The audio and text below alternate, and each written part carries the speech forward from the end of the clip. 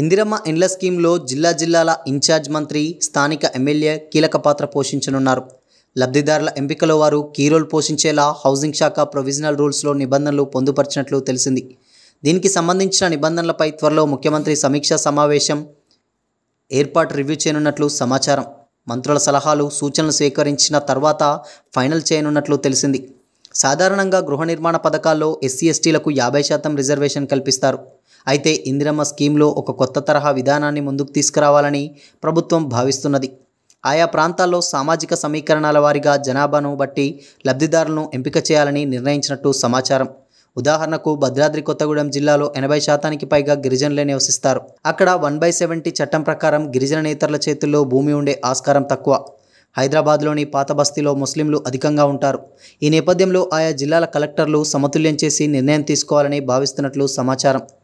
రాష్ట్ర వ్యాప్తంగా 3.57 లక్షల ఇండ్లను, జనాభా ప్రాతిపదికన ఇండ్లను ఇవ్వాలని నిర్ణయించినట్టు తెలిసింది. అయితే ఎక్కడ ఎంత ఇచ్చామో, ఎందుకు ఇవ్వాల్సి వచ్చిందో లబ్ధిదారులను ఎంపిక చేసిన తర్వాత కలెక్టర్లు ప్రభుత్వానికి నివేదించాల్సి ఉంటుందని హౌసింగ్ శాఖ ఉన్నతాధికారులు వివరిస్తున్నారు. గ్రామాలు, పట్టణాల్లో సొంతంగా ఎంత స్థలం ఉంటే లబ్ధిదారునిగా ఎంపిక చేయాలనే అంశంపై సీఎం నిర్ణయమే ఫైనల్ కానున్నట్లు తెలిసింది. డబుల్ బెడ్రూమ్ ఇండ్లను 125 గజాల్లో నిర్మించారని అధికారులు చెప్పారు. అయితే ఇందిరమ్మ ఇండ్ల స్కీమ్ కోసం ఎంత విస్తీర్ణంలో స్థలం అవసరమన్న దానిపై సీఎం, హౌసింగ్ మినిస్టర్, గృహ నిర్మాణ, మున్సిపల్, గ్రామీణాభివృద్ధి శాఖ ముఖ్య కార్యదర్శులు నిర్ధారిస్తారని పేర్కొన్నారు. అయితే పట్టణ ప్రాంతాల్లో నిరుపేదలు 125 గజాల స్థలం కలిగే అవకాశం ఉంటే ఆ అంశంపైన సమాలోచనలు చేస్తున్నారు.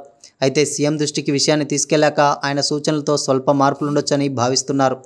ఇందిరమ్మ ఇండ్ల స్కీమ్కు సంబంధించి లబ్ధిదారుల ఎంపికలో స్థానిక శాసనసభ సభ్యులు కూడా కీలక పాత్ర పోషించే వెసులుబాటును ప్రభుత్వం ఇవ్వనుంది.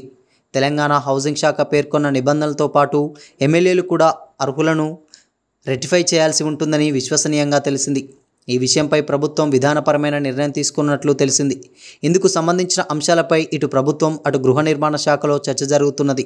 ఈ అంశంపై మరికొద్ది రోజుల్లోనే స్పష్టత రానుందని హౌసింగ్ డిపార్ట్మెంట్ వర్గాలు తెలిపాయి.